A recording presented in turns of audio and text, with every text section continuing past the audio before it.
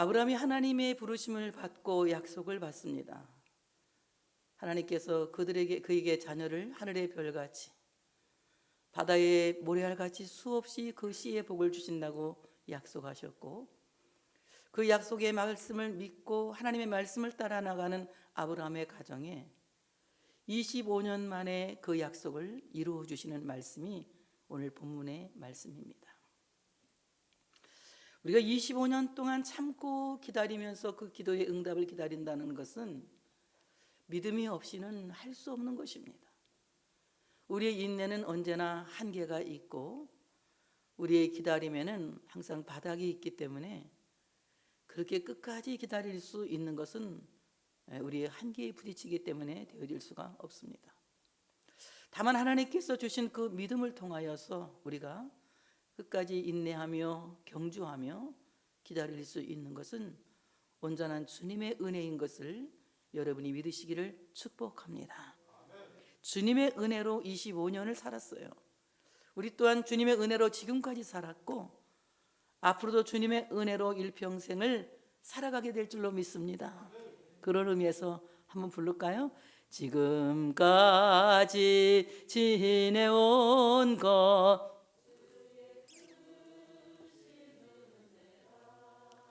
한이 없는 주의 사랑 어찌 이루 말하랴. 찬악 주의 손이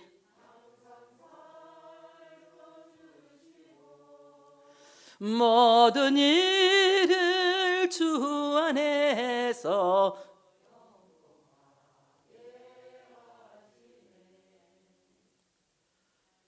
이 긴 시간 참고 기다리고 또 계속하여 믿음을 가졌던 것은 하나님께서 그렇게 말씀하셨고 하나님께서 그렇게 약속하셨기 때문에 그 말씀이 하나님을 붙들고 그 약속을 붙들었기 때문에 가능했다는 것입니다.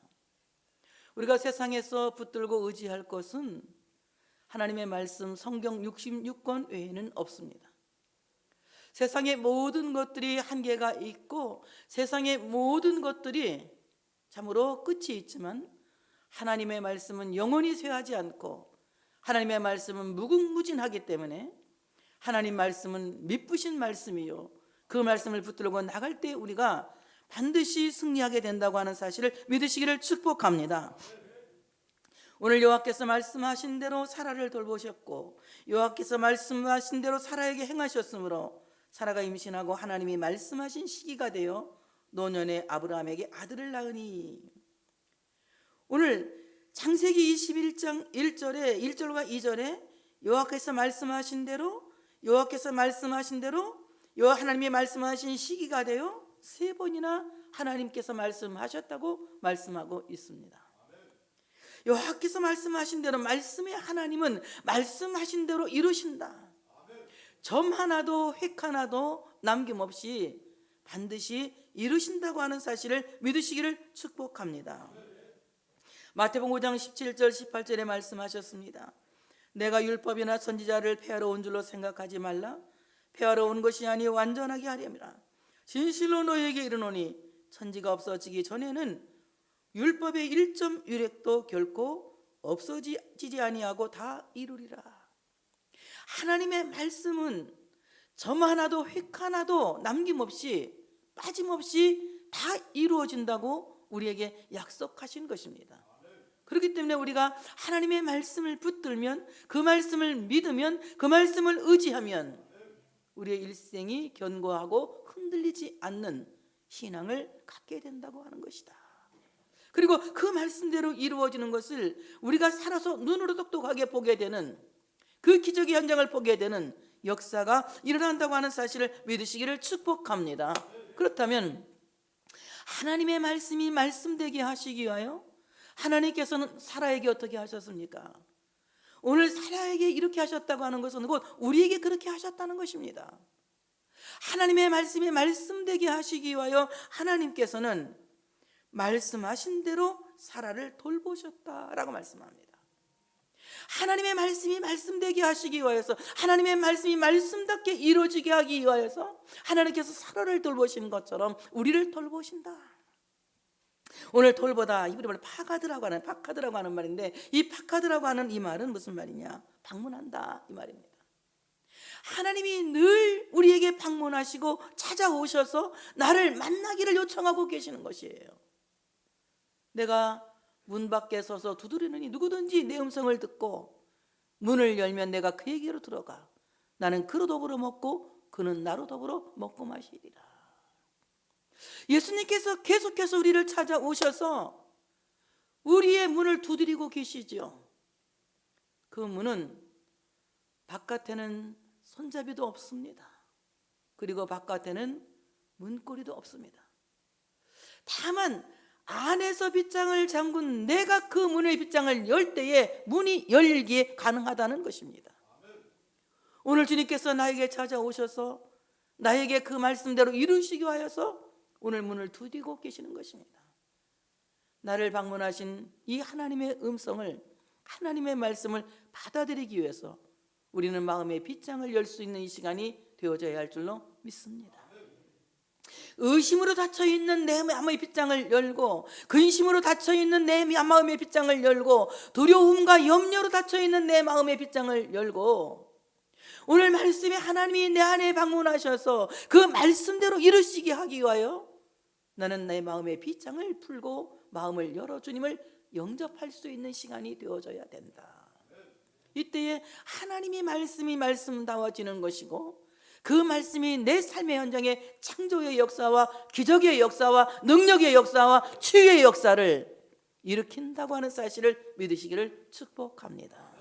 늘 말씀으로 방문하시는 하나님, 말씀으로 찾아오시는 하나님, 위경에 빠진 자를 건지시기 위해서 말씀으로 찾아오시고, 가난한 자에게 복음을 주시기 위해서 말씀으로 찾아오시고, 병든 자를 고치시기 위하여서 말씀으로 찾아오시고, 가난한 자에게 풍성한 복을 주시기 위해서 오늘도 말씀으로 찾아오시는, 말씀으로 방문하시는 그 하나님을 우리는 마음의 빗장을 열고 받아들여서 하나님의 말씀이 말씀되게 하면 죽은 자가 살아나고, 하나님의 말씀이 말씀되게 하면 병든 자가 일어나고, 하나님의 말씀이 말씀되게 하면 물이 포도주가 된다.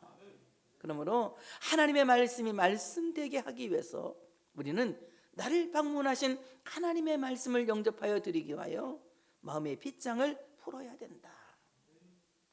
또 오늘 파카드 이 말은 무슨 말이냐? 파카드라고 하는 말은 권고한다. 주님이 나에게 찾아오셔서 계속해서 권고하시고 말씀하시는 겁니다. 우리에게 권면하시고, 또 우리에게 격려하시고, 또 우리에게 위로하시고, 우리에게 조언하시고, 우리에게 충고하신다는 것이에요. 하나님의 말씀이 나에게 조언을 줄 때에, 예, 제가 그렇게 하도록 하겠습니다 할 때에 기적이 일어나는 것입니다. 믿기만 하라, 그리하면 너희가 하나님의 영광을 보리라고 하는 그 말씀을 믿고 믿기만 할 때에 죽은 나사로가 살아난 것처럼, 하나님의 말씀이 나를 권고하시고, 하나님의 말씀이 나를 조언하시고, 하나님의 말씀이 나를 충고하실 때에 그 말씀을 믿기만 하면 영광이 나타난다고 하는 사실을 믿으시기를 축복합니다. 그래서 우리는 하나님의 말씀을 들을 때에 먼저 기도할 것은, 내가 하나님의 말씀을 들을 때에 그 말씀을 예로 동의하기를 원합니다. 아멘으로 동의하기를 원합니다. 하나님의 말씀이 말씀다워지기 위하여서 내가 하나님의 말씀을 아멘으로 동의하기를 원합니다. 예로 들을 수 있도록 내 마음을 열어주시기를 원합니다. 파카드 이 말은 보살핀다 이런 뜻입니다. 하나님이 나를 하나님의 말씀으로 보살피시는 거예요. 늘 그 말씀으로 나를 지키시는 것입니다. 그래서 시편 기자가 뭐라고 합니까? 주의 말씀은 내 발의 빛이요 내 길의 등이니이다. 주의 말씀이 내 발의 등이요 내 길의 빛이라고 하는 이 말씀은, 하나님의 말씀이 내가 가는 길을 비추어 주시고 내가 가는 모든 발걸음마다 등불이 되셔서 나로 하여금 미끄러지거나 넘어지거나 실종하지 않게 하신다. 하나님의 말씀이 늘 우리를 보살피셔서 사망의 음침한 골짜기를 갈지라도 거기에서 지켜주시고, 험산 줄령을 헤맨다 할지라도 거기서 지켜주시고, 물이 범람한 강을 건널 때에도 침몰하지 않게 하시고, 불꽃이 타오르는 현장을 지날 때에도 불꽃이 사르지 못하도록 그 하나님의 말씀이 우리를 붙들고 지키신다는 것입니다. 하나님은 우리에게 말씀을 보내서 우리의 삶 일체를 보살피고 계신다고 하는 사실을 믿으시기를 축복합니다. 하나님이 사라에게 하나님의 말씀을 통하여서 방문하신 것이에요. 말씀을 통하여서 권고하신 것입니다. 말씀을 통하여서 보살피신 것입니다. 여호와께서 말씀하신 대로 사라에게 행하셨으므로, 말씀의 하나님께서 말씀하신 대로 사라에게 역사하셨다, 말씀대로 진행하셨다라고 하는 것입니다. 하나님의 말씀하시고 그 말씀을 이루신 하나님이십니다. 사람들처럼 약속을 번복하거나 약속을 떼어먹는 것이 아니라 하나님은 말씀하시고 반드시 약속을 이루시기 때문에 성경은 하나님을 어떻게 소개합니까? 하나님은 시건하지 않으신다, 말씀을 먹어버리지 않으신다. 하나님은 말씀하시고 반드시 그 말씀을 이루시고 그 말씀대로 역사하시고 그 말씀대로 행하신다고 하는 사실을 믿으시기를 축복합니다. 오늘 하나님께서 말씀하신 대로 사라에게 행하셨으므로, 사라에게 진행하셨으므로 말씀하신 시기가 되어 사라에게 놀라운 기적이 일어났다고 하는 것입니다. 하나님이 말씀하신 시기가 되어 하나님이 말씀하신 때가 되었다. 이 말씀은 하나님의 온전히 하나님의 시간이 되었다. 여러분, 정말 나의 모든 삶의 순간순간이 하나님의 시간이 되시기를 소망하시기를 바랍니다. 내가 살아가는 삶의 순간이 하나님의 시간이 되어지면, 하나님의 때가 되어지면 그것이야말로 내 인생 최절정의 기회가 되어지는 것이고 최절정의 축복이 되어지는 것이라고 하는 사실을 믿으시기를 축복합니다. 예수님께서 가나온인 집에 가셨을 때에 그 어머니 마리아가 말씀합니다. 오늘 이 집에 포도주가 모자란다. 그때 예수님이 대답하시죠. 아직 내 때가 이르지 않았습니다 라고 말합니다. 그리고 비로소 주님의 때가 되었을 때에 도랑아리에 채운 그 물을 떠다 손님들에게 주라, 연회장이 맛보게 하고 손님들에게 주라 할 때에 연회장이 도랑아리에 채운 물을 먹는 순간 물이 포도주가 된 것입니다. 포도주 맛을 내는 이런 귀한 역사가 일어났다고 하는 것입니다. 하나님의 때가 되어지면 우리에게는 최고의 시간이 되어지는 것이라고 하는 사실을 믿으시기를 축복합니다. 그러므로 하나님의 말씀을 사람의 말로 받지 않고 하나님의 말씀으로 받고 기다린 사라가 드디어 하나님의 때가 되어서 중년도 아니고 소년도 아니고 노인의 여성이 생리도 다 끊어지고 완경된 그 순간에 임신하게 되어지는 기적이 일어났다고 하는 것입니다. 이런 놀라운 기적이 그가 하나님의 말씀을 하나님의 말씀으로 받았다는 것입니다. 데살로니가 교회에게 사도 바울은 말합니다. 데살로니가 2장 13절에 말씀합니다. 이러므로 우리가 하나님께 끊임없이 감사함은 너희가 우리에게 들은 바 하나님의 말씀을 받을 때에 사람의 말로 받지 아니하고 하나님의 말씀으로 받음이니 진실로 그러하도다. 이 말씀이 또한 너희 믿는 자 가운데서 역사하느니라. 데살로니가 교회에 대해서는 사도 바울이 너희에게 할 말이 없다 그랬어요. 너무 잘하기 때문에 더 이상 나무랄 말도 없고 할 말이 없다 그랬습니다. 믿음, 소망, 사랑 이 모든 것이 완벽했기 때문에 데살로니가 교회는 엄청난 칭찬을 받은 교회예요. 오늘 그 교회의 장점이 무엇이냐? 사도들이 하나님의 말씀을 전할 때에 그 말씀을 사람의 말로 받지 아니하고 하나님의 말씀으로 받았다는 거예요. 그리고 그 하나님의 말씀이 믿는 자 안에서 역사가 일어났다는 것입니다. 어떻습니까? 이 시간 여러분 제가 전하는 이 말을 하나님의 말씀으로 듣습니까? 그 말씀을 하나님의 말씀으로 들으시기 바랍니다. 이 말씀을 하나님의 말씀으로 듣는 여러분 속에서 하나님의 역사가 일어날 줄로 믿습니다. 오늘 사라가 최고의 시간에 임신하고 노년에 아브라함에게서 아들을 낳게 되는 기적이 일어나게 되는 것입니다. 오늘 그는 아들을 낳고 하나님께서 말씀하신 그대로 이삭이라고 이름을 합니다.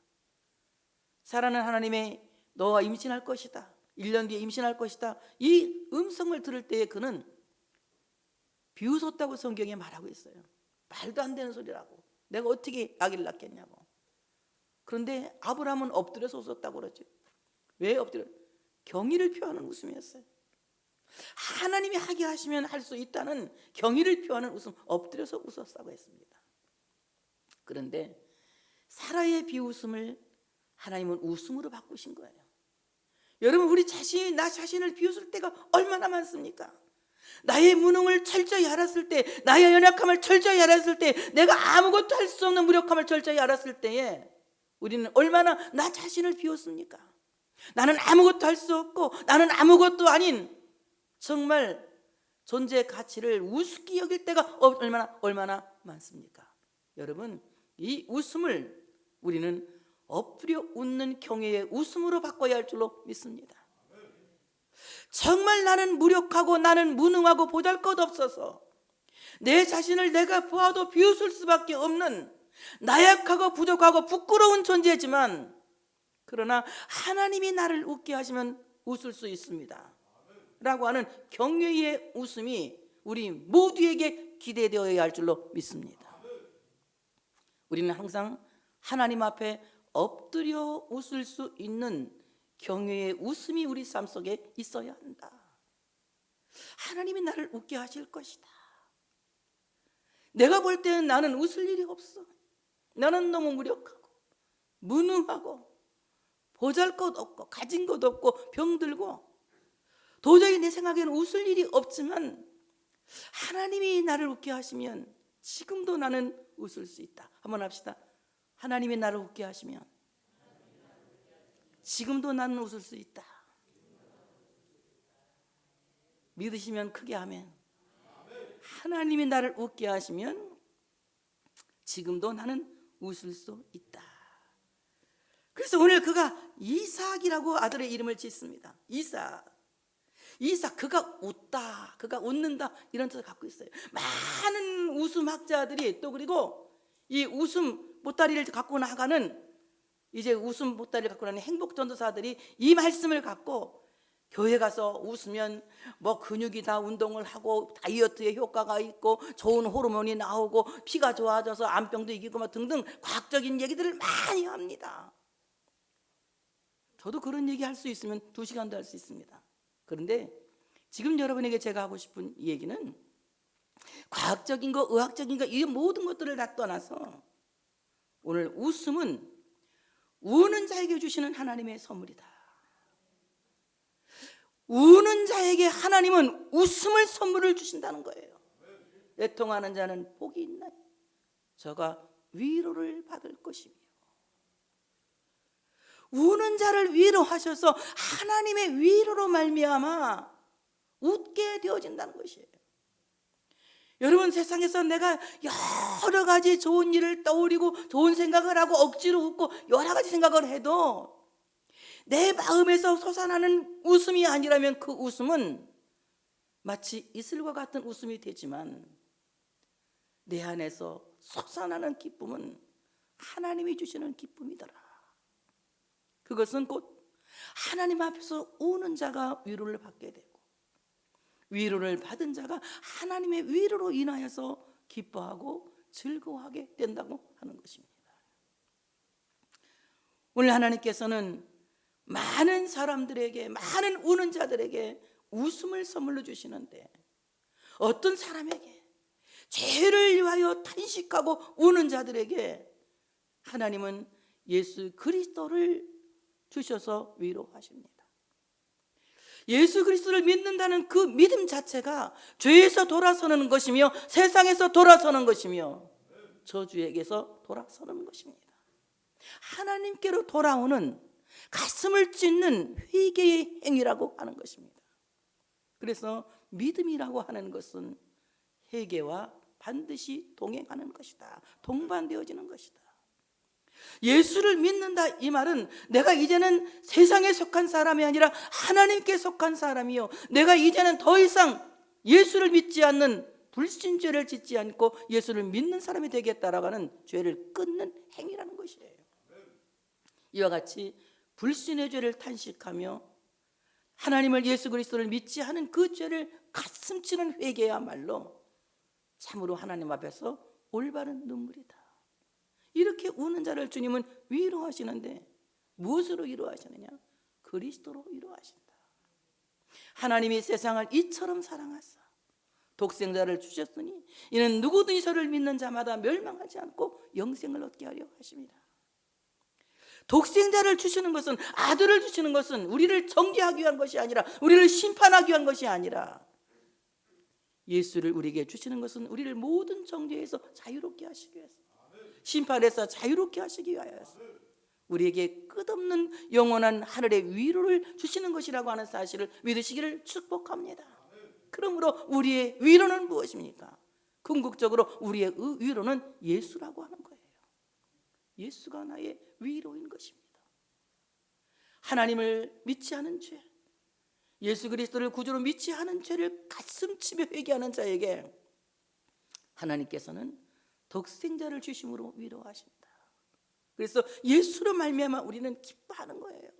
예수의 소식을 듣고 뛰는 것입니다. 예수의 소식을 듣고 눈을 뜨는 것입니다. 예수의 소식을 듣고 기뻐 할렐루야 하나님께 찬양을 올려드리는 것입니다. 그러므로 예수가 나의 위로라고 하는 것입니다. 여러분, 그리스도 안에서 많이 눈물을 흘릴 수 있는 우리가 되어야 할 줄로 믿습니다. 하나님께서는 울며 씨를 뿌려나가는 자는 반드시 기쁨으로 그 곡식단을 가지고 돌아오리라고 시편 26편 126편 6절에 말씀하고 있습니다. 눈물로 씨를 뿌리는 자는 반드시 기쁨으로 그 곡식단을 가지고 오리라. 눈물을 흘리면서 씨를 뿌리는 자에게는 기쁨의 단을 갖고 온다고 말씀하고, 2절에는 그렇게 말씀합니다. 그때 우리 입에는 웃음이 가득하고 우리 혀에는 찬양이 찼었도다. 바벨론에서 그 포로에서 해방되어서 이스라엘 고토로 돌아오는 하나님의 백성들이, 이스라엘 백성들이 부른 시편 126편의 노래는 세상에 속해 있던 우리들이, 바벨론과 같이 세상에 속해 있던 우리들이 그리스도에게로 돌아올 때에, 그리스도에게로 귀환될 때에 부르는 찬양이라고 하는 것입니다. 우리가 주님께 돌아올 때에 참된 기쁨이 우리 안에서 솟아납니다. 이것은 누가 주시는 것입니까? 성령님이 우리에게 주시는 희락이라는 거예요. 하나님의 나라는 희락에 있다고 말씀합니다. 하나님의 나라가 기쁨이라고 하면 그 하나님의 나라는 곧 예수 그리스도의 나라입니다. 그 나라의 기쁨을 알게 하는 것은 성령님이다.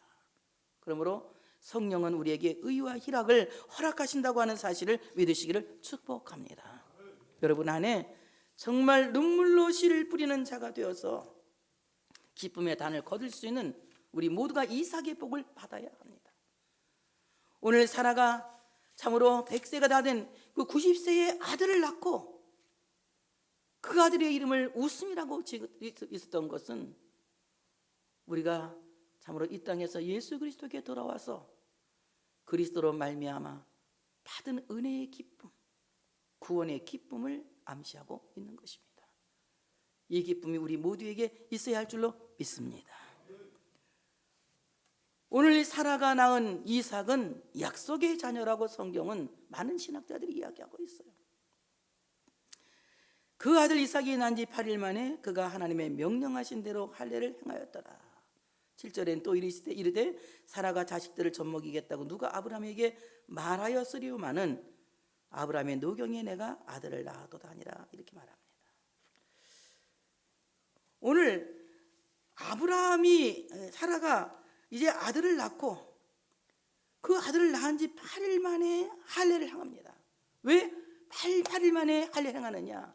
이 아들은 약속의 자녀라는 것을 그 몸에 흔적을 남기는 것이에요. 우리에게도 자녀들이 다 있습니다. 우리 자녀들이 정말 약속의 자녀가 되기를 소원합니다.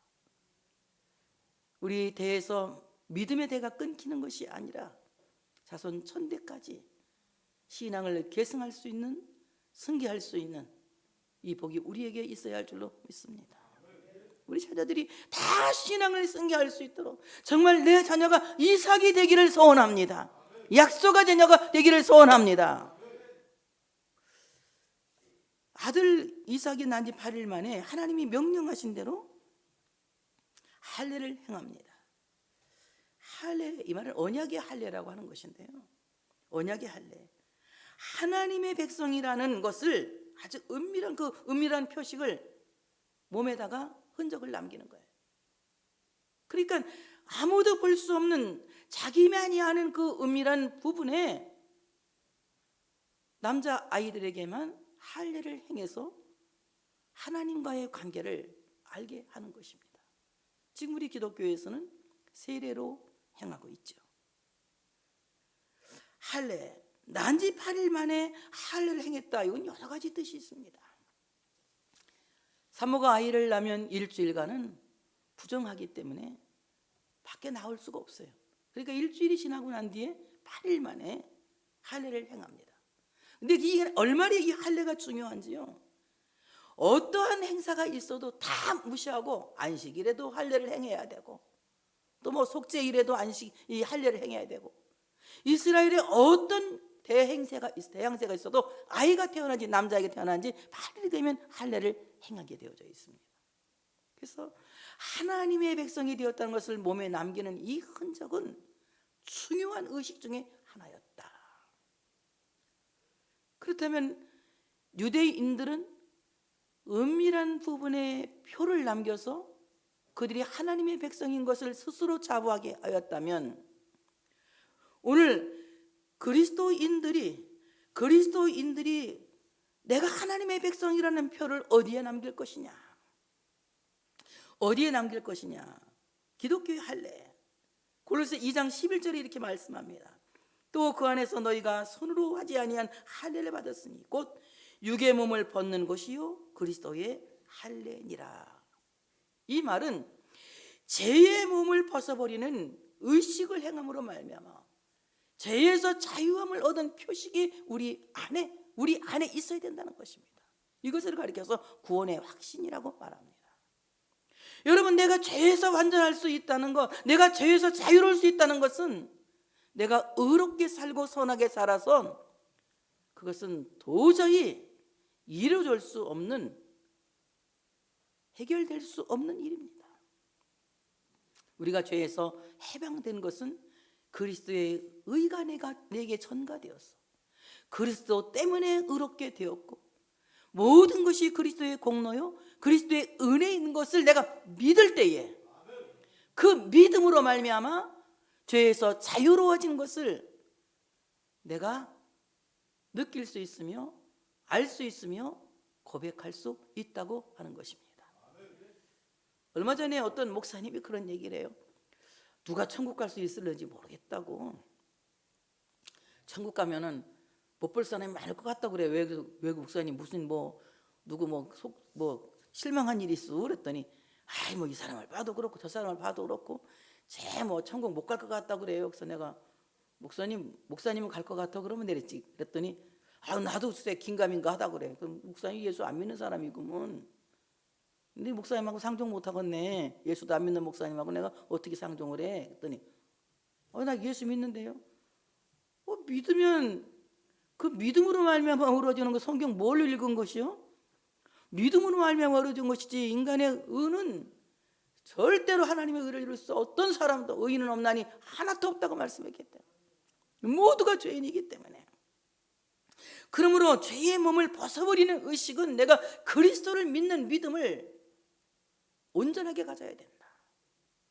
적당하게 내 의를, 내 선을 자랑하는 것이 아니라 오직 십자가의 공로만 자랑하고 그 십자가의 공로만 자랑하는 우리가 되어져야 할 줄로 믿습니다. 그렇다면 그리스도의 공로가 우리를 죄에서 완벽하게 사하여 주셨다고 해서 우리는 엉터리로 살아도 되겠습니까? 그것은 고범죄에 해당하기 때문에 그것은 하나님께서 기뻐하지 않는 죄예요. 일부러 죄를 지을 수는 없는 것입니다. 그러나 우리가 살면서 인간이기 때문에 부족한 점이 얼마나 많습니까? 얼마나 잘못하는 점이 많습니까? 우리의 자범죄가 얼마나 많습니까? 그것 때문에 우리가 구원을 받고 못 받는 것이 아니라 내가 예수를 믿지 않았느냐가 중요한 거예요. 예수를 믿어야 된다고 하는 사실을 믿으시기를 축복합니다. 그리고 예수를 믿으면 된다고 하여서 고범죄, 그냥 자기 스스로 일부러 고의적으로 죄를 지어서는 안 된다. 이것은 하나님께서 기뻐하지 않는 거예요. 알고 짓는 죄가 얼마나 무섭습니까? 알고 짓는 죄는 죄라고 하죠. 알고 선을 행하지 않는 것은 악이라고 규명하고 있어요.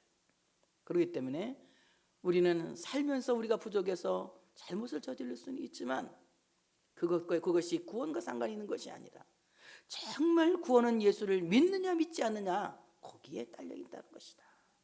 그러므로 우리 모든 자녀들이 약속의 자녀가 되게 하기 위해서는 예수 믿을 수 있는 자녀들 되게 하시는 여러분 되시기를 축복합니다. 자녀들에게 도덕성을 가르치고 의롭게 살라 뭐 이런 잔소리 하는 것도 좋아요. 물론 그렇게 가르쳐야죠, 부모니까. 그렇지만 더 중요한 것은 자녀들에게 예수 믿으라고 가르칠 수 있는 부모가 되어주시기를 축복합니다. 또 하나는 하나님의 성령으로 봉사하며 그리스도 예수를 사랑하고 육체를 신뢰하지 아니하는 우리가 곧 할례니라. 참된 할례파는 예수님을 자랑하기 위해서 육적인 것을 신뢰하지 않는다. 예수님을 자랑하기 위해서 자기의 육체적인 것을 신뢰하지 않는다. 나는 바울이 그랬잖아요. 바울이 자기가 자랑할 것이 있다면 참 많다. 나는 로마의 시민권을 갖고 있다. 나는 아주 유명한 유대인 수업을 받은 그야말로 아주 특별한 갑자기 김영 목사 뭐지? 네, 그래 그렇게 치고 갑자기 생각이 안 나. 까맣까맣해가지고 나도 그럴 때가 있는가 봐. 굉장한 학벌을 갖고 있어요. 유대인 학벌을. 그리고 로마의 시민권을 갖고 있죠. 바리새인 중에 바리새인이죠. 베냐민 지파죠. 베냐민 지파는 남유다의 한 사람이라는 얘기거든요. 베냐민 지파죠. 자랑할 것이 너무 많았어요. 자랑할 것이 너무 많았지만 자랑할 것이 그렇게 많았음에도 불구하고 바울은 뭐라고 합니다. 그 모든 것을 해로 여긴다. 배설물로 여긴다. 나는 오직 예수님의 십자가만 자랑한다. 이 무익한 것들을 다 버리고 오직 예수님의 십자가만 자랑하기로 작정했다고 그는 고백하는 것을 볼 수가 있습니다. 우리 어떤 육체적인 조건들 자랑할 필요 없습니다. 예수님의 십자가만 자랑하고 예수님의 공로만 자랑할 수 있는 이런 사람들이 참된 할례파요. 참된 그리스도 안에 그리스도를 믿는 흔적이 그 안에 있는 자라고 하는 사실을 믿으시기를 축복합니다. 그래서 우리는 정말로 예수 그리스도를 자랑하는 삶을 살아야 된다. 또 로마서 2장 29절에는 이렇게 말합니다. 오직 이면적 유대인이 유대인이며 할례는 마음에 할지니 영에 있고 율법 조문에 있지 아니한 것이라. 그 칭찬이 사람에게서가 아니라 다만 하나님에게로서니라. 이 마음에 할례는 마음에 있는 것이다. 우리의 마음에 있는 것들을 제하여 버릴 때에 하나님이 칭찬하는 것이다. 외모를 보는 사람의 칭찬이 있는 것이 아니라 중심을 보시는 하나님의 칭찬이 있는 것이다. 우리는 마음에서 떼어버려야 할 할례들이 많다.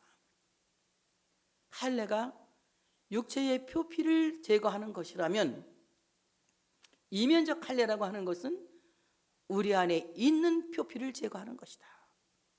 어떤 표피를 제거해야 되겠습니까? 첫째는 불신의 표피를 제거해야 됩니다. 믿지 않는 표피를 제거해야 돼요. 여러분, 예수 믿지 않은 누구 믿어요? 자기를 믿게 되는 겁니다. 자기 의를 과시하게 되는 거예요. 자기의 전적을 자랑하게 되는 거예요. 예수를 믿으면 자기의 전적이나 자기의 의는 조금도 자랑할 이유가 없어지는 것입니다. 그러므로 우리 안에 있는 불신의 표피를 제거시켜야 된다. 불신의 표피를 제거시켜야 된다. 두 번째는 내 안에 있는 교만의 표피를 제거시켜야 한다. 내가 갖고 있는 어떤 조건이나 자랑할 만한 어떤 것들을 조금 더 내세울 필요가 없는 것이다.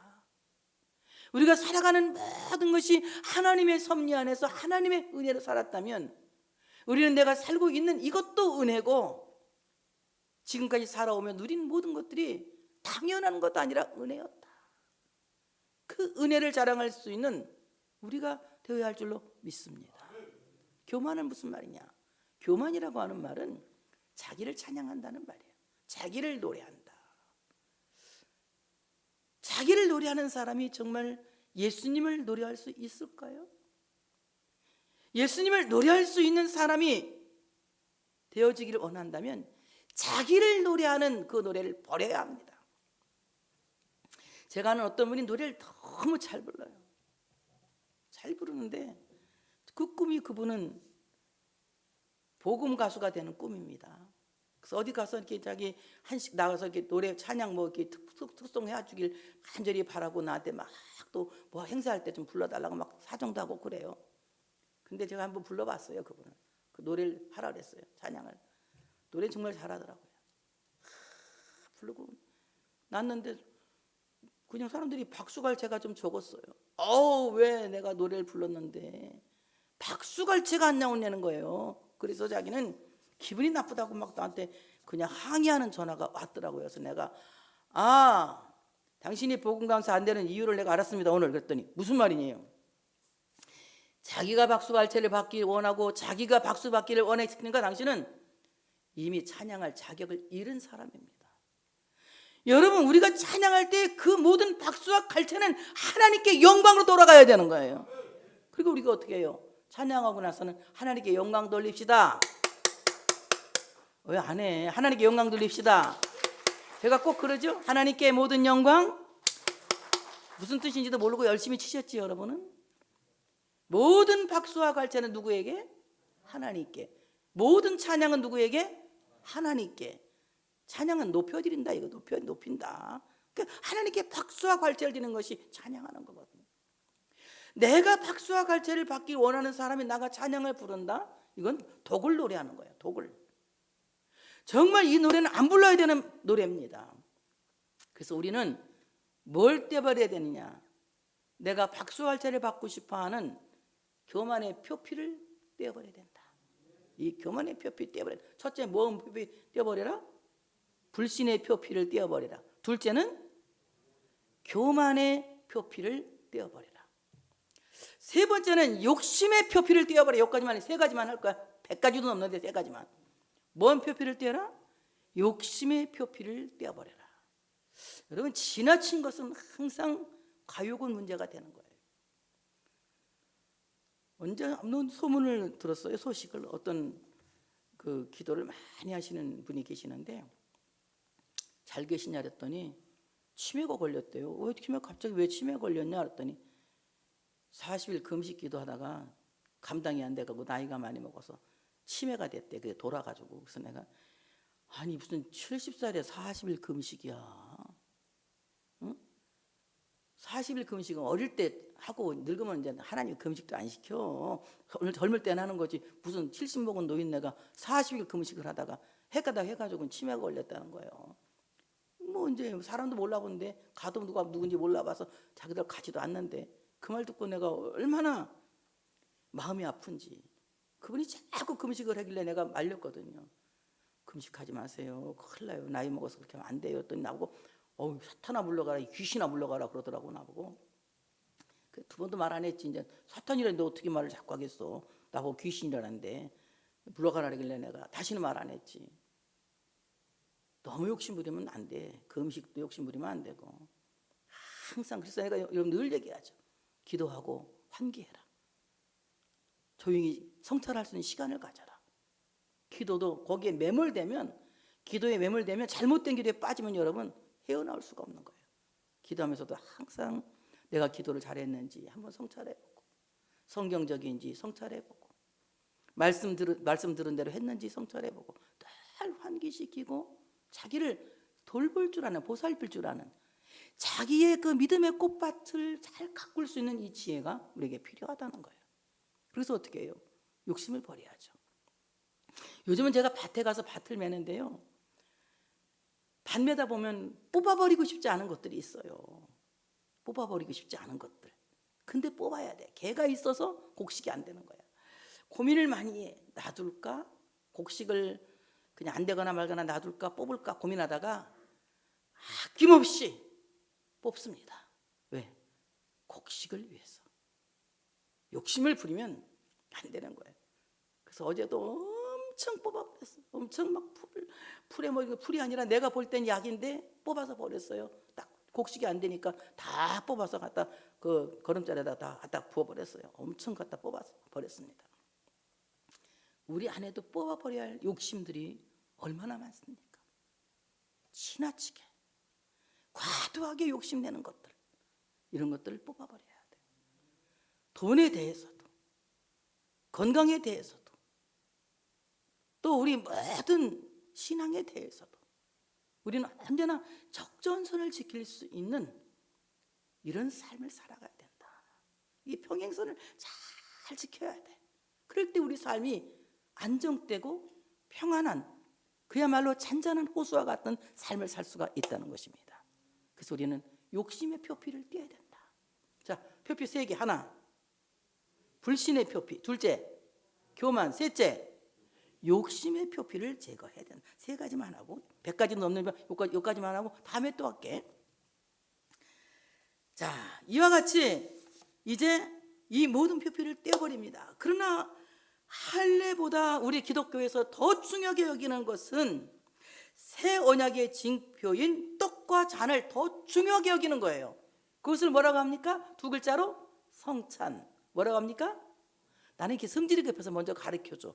말할 때까지 대답을 기다려야 되는데 꼭 가르쳐줘. 그래 대답을 여러 번 답을 다 알고도 또 답을 또 못해. 떡과 잔을 더 귀하게. 그걸 2글자는 뭐라고? 언제 한다고 그거를? 다음 주일에 한다고. 너무나 잘 됐어. 어쩜 이렇게 설교가 맞아 들어가는지 모르겠어.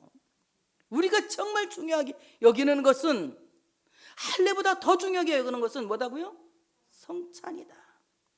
주의 몸을 기념하는 떡을 먹는 것이며 주의 피를 기념하는 잔을 마시는 것이다. 우리는 매주 주님 앞에 나와서 하나님의 말씀을 들으며 주의 말씀의 떡을 먹고 있죠. 주의 신령한 음료를 마시고 있습니다. 그러나 우리는 보이는 떡을 먹게 되죠. 보이는 잔을 마시게 되죠. 언제요? 다음 주일 성찬 때 드리게 되는 것입니다. 자, 이와 같이 참으로 귀한 복을 우리가 받게 되었어요. 사라가 자식들을 젖먹이겠다고 누가 아브라함에게 말하였으리요마는, 하나님이 하신 말씀인데, 아브라함의 노경에 내가 아들을 낳았도다 하니라. 젖먹이는 사라는 신학적으로 교회를 상징합니다. 젖먹이는 사라, 교회는 마치 젖먹이는 사라와 같이 성도들에게 젖을 먹이는 어머니와 같은 곳이다. 나는 아멘 그럴 줄 알았어. 나는 여러분 그러면 어머 그랬구나 아멘 그럴 줄 알았더니 뭔 말이요?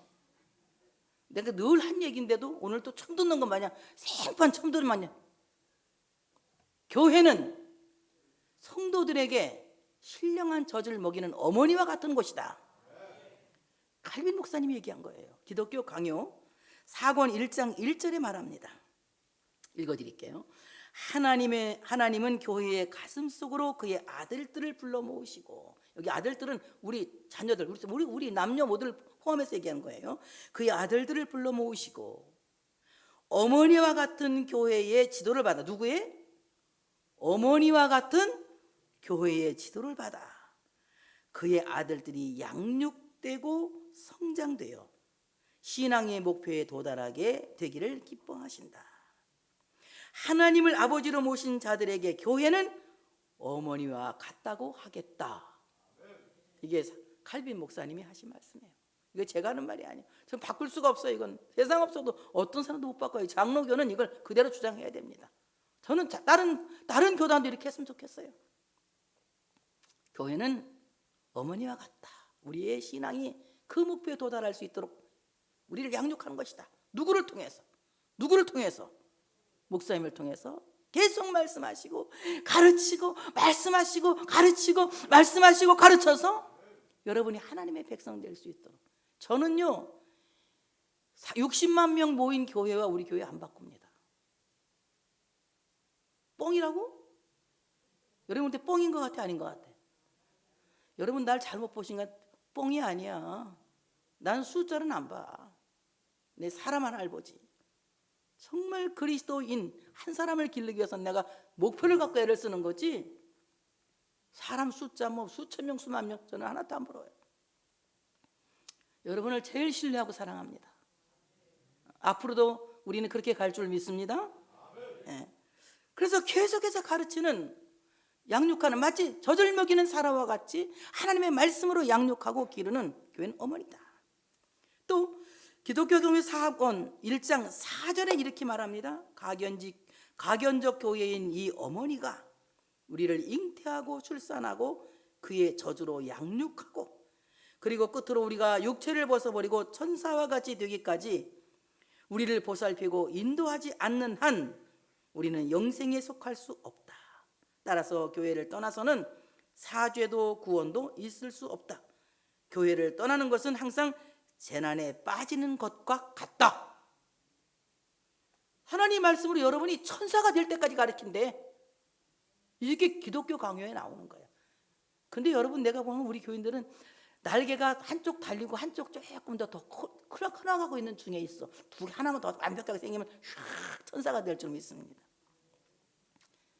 죽는 날까지 성화의 단계를 거치면서 천사의 날개는 만들어 가다 천국 가겠지?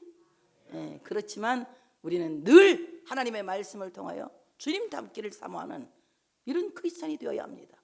교회가 없는 한 절대 그럴 수 없다. 그래서 교회를 떠난다는 것은 최고의 재난에 빠지는 것이다. 칼빈 목사님이야. 내가 한 말이 아니야. 어거스틴은 그런 말을 합니다. 여러분이 교회를 여러분의 어머니로 여기지 못한다면 하나님께서 여러분의 아버지가 될 수 없습니다. 이렇게 말합니다. 어거스틴이 이런 얘기를 해요. 교회는 우리를 양육하는 어머니와 같다. 약속의 자녀들은 교회라고 하는 어머니에게서 양육을 받는다. 말씀에 신령한 젖을 먹으면서 신령한 밥을 먹으면서 성장하게 된다. 이제 사라가 이렇게 고백합니다. 아브라함의 노경에 내가 아들을 낳았도다. 아브라함의 노경. 아브라함이 늙어 인간적인 능력을 상실하였을 때 내가 그의 상속자를 낳았다. 이렇게 말하는 겁니다. 뭡니까? 아브라함이 완전히 그의 능력을 상실하였을 때 전적인 하나님의 능력으로, 전적인 하나님의 권능으로, 전적인 하나님 창조의 능력으로 상속자를 낳았다. 그러므로 우리는 혈과 육으로 난 약속의 자녀들이 아니라 하나님께로부터 난 하나님의 약속의 자녀들입니다. 그래서 우리는 혈통으로 난 자들이 아니라 그리스도로 말미암은 약속의 자녀들이고요. 우리의 자녀들 또한 그런 하나님의 상속자가 되게 하기 위해서 이제 그 상속자를 잘 양육할 수 있는 우리가 되어야 할 줄로 믿습니다. 내가 상속자를 낳았다고 말씀하신 대로 오늘 여러분의 가정은 모든 자녀들을 하나님의 나라를 유업으로 얻을 수 있는 영적인 상속자를 낳을 수 있는 여러분 되시기를 축복합니다. 약속의 자녀들이 우리 가정 안에 있고 우리 교회 안에 있는 이런 놀라운 역사가 있어지시기를 축복합니다. 하나님께 영광의 박수 올려드리겠습니다.